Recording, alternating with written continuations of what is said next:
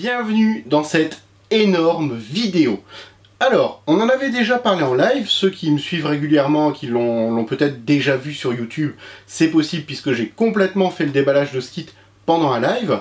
Il fait suite à la présentation du Core P5 qui est là, la Black Edition, que d'ailleurs on va bientôt monter une config dedans, entre autres avec ça. Aujourd'hui en fait on va commencer à parler ensemble de water cooling. Il va y avoir plusieurs vidéos, dans celle-ci je vais vous présenter ce que je peux vous conseiller de mieux, c'est-à-dire un kit, entre guillemets un starter kit, pour pouvoir faire du water cooling rigide chez vous. Je vais vous préciser exactement ce qu'il y a dedans, quels outils il vous faut, bref, tout pour que vous puissiez partir tranquille. Il va y avoir une autre vidéo un peu plus tard, où je vais vous montrer le water cooling monté dans le Core P5, à quoi ça ressemble, sachant qu'on est de toute façon guidé pour ce boîtier-là dans la boîte, vous allez voir au fur et à mesure. Et il y aura une troisième vidéo sur ce kit water cooling, ouais, carrément, où cette fois-ci, ça sera un tuto où je vous apprendrai comment plier vos tuyaux, comment faire vos mesures, bref, comment réaliser votre water cooling rigide pour quand même vous simplifier la vie, parce que vous êtes de plus en plus nombreux à vouloir en faire, à me demander comment on en fait, et si je peux vous aider, bah vous savez que c'est toujours un plaisir. On se retrouve avec le M360 Plus de Thermaltake. C'est un kit pour faire du water cooling custom rigide. Qu'est-ce que le water cooling custom rigide? Et ben, contrairement à un AIO, c'est-à-dire où vous avez juste à poser votre pompe sur le processeur, que les tuyaux sont déjà mis, que tout est déjà rempli, là ça va être à vous de construire votre water cooling. Ça va se composer un water cooling de plusieurs éléments. Il va y avoir les radiateurs, vous connaissez déjà, la ventilation, la pompe, que d'habitude vous ne voyez pas puisqu'elle est dans le water block du processeur, là elle sera à part. Il va y avoir un réservoir pour le liquide, ça pareil, ceux qui sont fans d'IO, vous n'êtes pas habitués. Le water block pour le processeur, le liquide, les tuyaux, les embouts, bref, beaucoup plus d'éléments. On se retrouve un peu devant un mécano du water cooling. C'est pas forcément facile à faire du premier coup, ça peut vous demander beaucoup plus de temps, mais un kit comme ça vous simplifie déjà la vie parce que, comme c'est du prêt à l'emploi, vous êtes sûr qu'il ne vous manque rien. Qu'il ne vous manque rien, presque, puisque, comme je viens de vous le dire, c'est du water cooling rigide, donc c'est des tubes durs. Là, ils vont être à couper, ils vont être à plier. Il y a deux choses qui ne seront pas données dans un kit comme ça. Il y a les outils, je vais vous les présenter tout de suite avant de faire le kit, et également le décapeur thermique. Alors, décapeur thermique, c'est un appareil qui va chauffer à plus... ça dépend des modèles, mais on va dire grosso modo entre 150 et 600 degrés, qui va vous servir à faire chauffer vos tuyaux pour les plier. Avant de les plier, il faudra... donc ça, c'est un appareil qu'il vous faudra acheter si vous voulez faire du water cooling de ce type. Il vous faudra également un kit d'outils. Alors là, Thermaltake fait très fort, puisque Thermaltake, justement, en propose un, le Pacific Hard Tube Bending Kit. Comprenez par là, alors Pacific c'est la référence, mais le kit pour plier les tubes rigides. Je vous le déballe tout de suite. Alors dans ce kit d'excellente qualité, on va retrouver les indications sur les outils, à quoi ils servent. Mais qu'est-ce qu'on a dans ce kit-là? Je vais essayer de vous le faire dans un petit peu l'ordre dans lequel vous seriez amené à utiliser les produits. Une des premières étapes, souvent, même si c'est pas forcément la première, c'est de mettre le tuyau à la bonne longueur. Pour ça, on va avoir ici un coupe-tube, donc qui est réglable, hein, c'est une vis sans fin qui vient amener une petite lame ici avec des roulements à billes de l'autre côté. Le principe étant qu'on vient mettre notre tube, on tourne, on resserre, on retourne, on resserre, et ainsi de suite jusqu'à ce que le tube soit coupé. C'est d'excellente qualité. C'est en métal, c'est quelque chose de très solide dans le temps je pense. Tous les outils de toute façon sont d'excellente qualité. Et ça sera vraiment très utile, mais pas avec tous les types de tuyaux. Ça sera utile, comme je l'ai dit, avec un kit Thermaltake. Avec d'autres marques qui font par exemple des tubes en acrylique, ça ne marchera pas. Ensuite on a le petit kit comme ça avec ici des lames en pointe et ici des lames en creux. En fait, une fois que vous avez coupé votre tuyau, il y a souvent des petits restes de plastique, c'est pas net. Ben là, vous venez frotter autour extérieur et frotter l'intérieur avec ça. Ça va enlever les petits bouts de plastique, gratter un petit peu, faire en sorte que le bout du tuyau soit totalement propre et prêt pour tout simplement bien venir se mettre contre les joints qu'on verra plus tard. Le petit tube en silicone qu'il faut humidifier, je vous conseille de l'eau savonneuse, et glisser dans son tube de water cooling avant de le plier pour éviter qu'il ne se pince. Donc là, ils en donnent un qui est quand même correct au niveau de la longueur. Et ensuite, on a tout le nécessaire pour plier au bon angle ces tuyaux. Là, on va avoir un kit pour 180 degrés, pour des tuyaux en 16 mm, parce qu'il y a plusieurs diamètres de tuyaux. Ici, un kit 360, et là, un kit d'un côté 90, de l'autre 135. Et bien sûr vous pouvez totalement ne pas les utiliser. Mais moi je vous le conseille parce que c'est adapté à votre tuyau, ça va vous donner le bon angle tout de suite et c'est très bien. À savoir qu'il y a des passages de vis dedans sur chaque module, ce qui vous permet par exemple de vous faire une planche de travail où vous venez les visser dessus, appliquer vos tuyaux, vous n'êtes pas obligé de les tenir. Ça après c'est chacun sa méthode, ce sera à vous de développer votre méthode de travail. Mais voilà, ce kit d'outils, je vous le recommande vraiment, parce qu'il est adapté au tuyau du kit Thermaltake que vous allez acheter. Il est complet. Là, pour tout ce que vous avez vu, les coupes, machin, on va être un petit peu en dessous de 80 €. Pour des outils de cette qualité, je peux vous assurer que c'est très abordable. Il y en a très peu qui proposent ce prix-là pour ces outils-là. Prenez bien le bon diamètre par rapport à vos tuyaux, ça sera indiqué dessus. Ne vous inquiétez pas.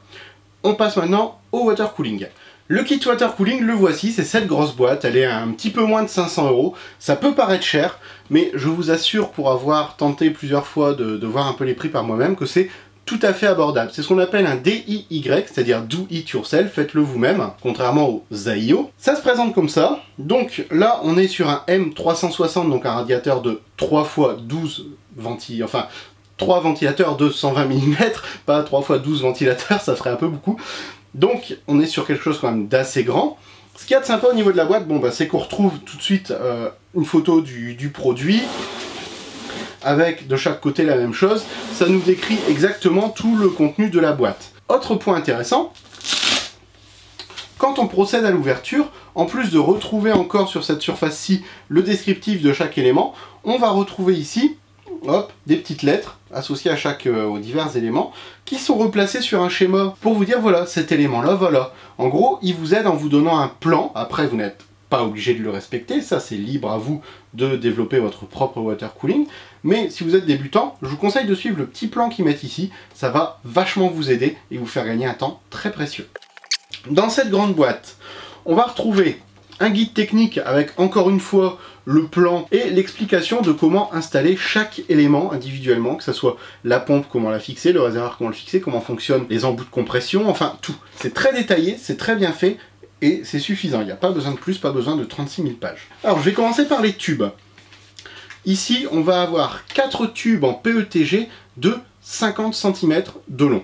Ils existent aussi dans d'autres versions que vous pouvez acheter aussi à part, hein, ça va jusqu'à 1 mètre de long. Là, il y a 4 tubes, c'est du 12 mm intérieur, 16 mm extérieur, donc ça s'appelle du 12-16. C'est du PETG, c'est un matériau plastique transparent qui va pouvoir se plier grâce à la chaleur du pistolet thermique ou du décapeur thermique, comme je vous disais là-bas. C'est livré dans une petite boîte comme ça. Hop, je vous en montre un. Voilà, vous voyez, c'est des tubes, ça fait 50 cm de long. C'est totalement transparent. Pas de film plastique dessus, il y a juste à chauffer, plier comme vous voulez, c'est extrêmement résistant de base, ça fait un beau diamètre, ça fait un beau water cooling du coup. Le deuxième élément que j'attrape, c'est le Pacific W4+, c'est le water block qui va venir se mettre sur le processeur, sur le CPU. En fait, c'est le bloc de refroidissement qui va venir se fixer pour absorber la chaleur, que l'eau embarque la chaleur et l'amène au radiateur. C'est un bloc qui est RGB, donc qui est compatible avec la technologie RGB de Corsair, qui est très développée, puisqu'elle va être compatible avec Alexa et d'autres systèmes, ce qui permet de contrôler vocalement en fait son RGB, et ça c'est assez classe. Le waterblock se présente comme ceci, avec une entrée et une sortie d'eau directement dessus. Derrière on est sur de l'aluminium, et on va avoir tout le tour et le fond qui est RGB. Un RGB Thermaltake, donc un RGB assez puissant. C'est compatible avec les processeurs Intel AMD. Ça, vous pouvez avoir la liste complète de la compatibilité sur le site, mais c'est compatible grosso modo avec tout ce qui se fait actuellement sans aucun problème, hein, vous inquiétez pas. Et bien sûr avec tout le nécessaire pour visser le waterblock dessus, et un petit peu de pâte thermique également de fourni. Bon, on va passer à la suite. Donc pour l'instant on a les tubes, le waterblock. Je prends comme c'est rangé. Hein. On a une bouteille de C1000 Pure Clear Coolon. Alors, en gros, c'est une bouteille d'1 litre de produit spécialement conçu pour refroidir votre PC, mais pas que. Celui-là est transparent, c'est-à-dire qu'il n'est pas coloré, vous pouvez le colorer par la suite avec des colorants spéciaux. Pourquoi c'est important de mettre un liquide spécial dedans? Tout simplement parce qu'il va éviter que les différentes parties métalliques, vous savez, les blocs de refroidissement ou le radiateur, subissent de la corrosion, ça va protéger votre système. ça ne conduit pas l'électricité, toujours rester prudent en cas de fuite, mais dans la théorie ça ne conduit pas d'électricité, et c'est également anti-algues, anti tout ça. En gros c'est destiné à mieux absorber la chaleur et à protéger les différents éléments de votre système. Donc c'est important de prendre un liquide de qualité quand vous choisissez ça. Les Thermaltake sont pas mal, ils existent dans plusieurs coloris, là c'est du transparent. Sur le site vous pouvez choisir un petit peu la couleur que vous voulez, ou même après faire des mélanges. Ensuite on a un petit pack de 3 ventilateurs. C'est les Ring Plus 12, 12 forcément pour le 120 mm, puisque je vous rappelle qu'on est sur un module 360, donc en 3 x 120 mm. Ce sont des ventilateurs RGB, toujours pareil, contrôlés avec un petit boîtier Thermaltake qui vous permet de tout faire. On a avec tous les câbles pour les brancher entre eux, les relier à la carte mère, les alimenter. On va avoir également le boîtier qui est ici, qui va servir à venir connecter tous les ventilateurs et tous les éléments RGB ensemble. En gros, ça regroupe tout ce que vous allez brancher dans votre PC de Thermaltake dessus, de manière à avoir une seule alimentation pour tout, et surtout à ce que tout soit synchronisé au niveau des couleurs. Les ventilateurs se présentent comme ça, avec une très belle finition, hein. Ils sont en plastique noir avec un RGB interne. Le câble, lui, est gainé, hein, c'est un gros câble qui regroupe tout, au lieu d'avoir, vous savez, 2 branchements comme il y a pas sur la plupart des ventilos, un branchement d'alimentation et de contrôle de la vitesse, et un branchement RGB. Là, c'est une seule prise, c'est pour ça qu'elle va être compatible uniquement avec le bloc Thermaltake, c'est conçu pour ne fonctionner qu'avec du Thermaltake de toute façon. Mais l'avantage, c'est qu'on a un câble qui est du coup beaucoup plus propre et un câble management moins compliqué parce qu'il y a moins de fils, tout simplement. C'est des ventilos qui, à mon avis, sont très beaux une fois allumés, en tout cas, toutes les vidéos et photos que j'ai vues sont très bien. Des petits patins en caoutchouc pour éviter les vibrations et du coup, limiter le bruit. Ensuite, on a encore un tube en silicone noir un peu plus long, adapté en fait tout simplement au tubing que vous avez pris, pour, je vous rappelle, ne pas pincer le tube au moment où vous le chauffez et vous le pliez. On a un énorme morceau là. Bah, le radiateur en 360. Il est absolument magnifique, je vous montre ça. Et livré avec ceci, c'est une petite plaque qui vient se coller sur le côté du radiateur que vous branchez et qui est RGB. Ça ajoute encore une petite note colorée à la configuration. On a également un deuxième boîtier de contrôle RGB, parce que forcément ça commence à faire beaucoup de câbles. Toutes les notices, tout ce qui est câble d'alimentation pour justement le bloc de contrôle RGB. Et là on a la bête. Je dis la bête parce qu'il est 3 x 120. Regardez ça, l'épaisseur par rapport à ma main.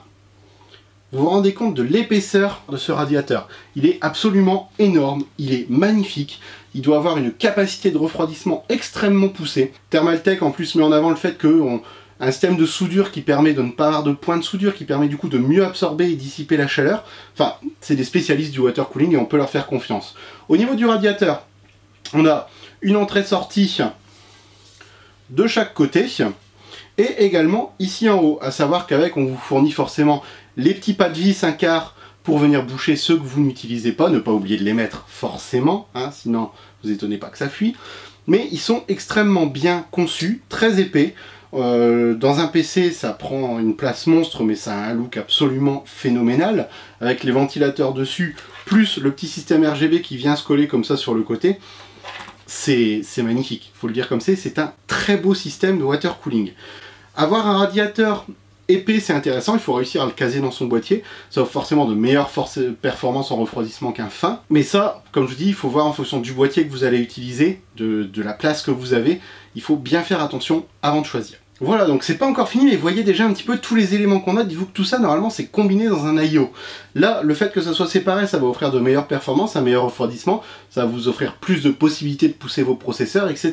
Là, on a bientôt fini, il reste plus grand-chose, mais c'est des éléments très intéressants. Alors, avec, on a tout ça. Ces petits sachets-là. Et bien, tout ça, c'est les embouts, en fait. C'est ce qui va vous permettre de relier votre tuyau au réservoir, au water block, à la pompe, aux différents éléments. Ce sont des C-Pro, c'est la version tout simplement du système. On a également 2 coudes avec, ça vous permet d'avoir un angle de 90 degrés directement après votre pompe ou après votre réservoir, ça vous simplifie un petit peu le travail. Là on en a 2 directement dedans, ce qui est très bien. Sinon de base, vous avez 1, 2, 3, 4, 5, 6, 7, 8 embouts, ce qui est franchement très généreux parce que des embouts, je crois que le paquet de 6 doit coûter 60 € déjà. Là on en a 8 plus 2 coudes, donc c'est très bien. Les C-Pro ont une particularité, c'est qu'ils sont séparés en différents éléments. Petite parenthèse tuto, pré-tuto tout de suite.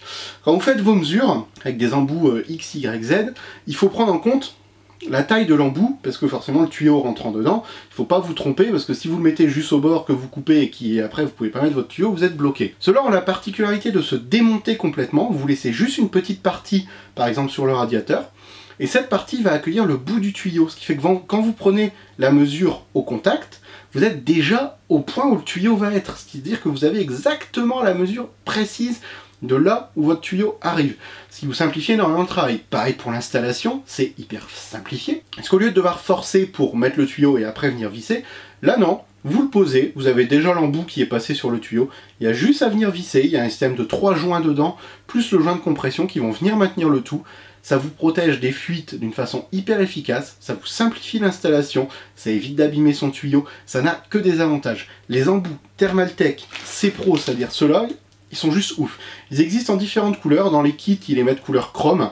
Moi personnellement c'est ce que je voulais, donc ça me va très bien. Mais vous avez du vert, du blanc, du noir, enfin il y a plein de couleurs disponibles sur le site, ça je vous invite à aller voir. On a encore 2 éléments.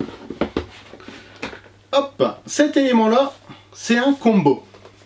Pourquoi je dis un combo? Parce que en fonction de comment vous faites votre water cooling, certains vont prendre un réservoir, une pompe séparée. Là, le réservoir et la pompe forment un seul bloc. Donc avec, il y a tous les supports, il y a le système de visserie, je ne vais pas tout vous montrer non plus, mais en gros, vous avez un support pour la maintenir par le bas, qu'elle soit droite, ou venir la pincer à 2 endroits pour la mettre contre une paroi.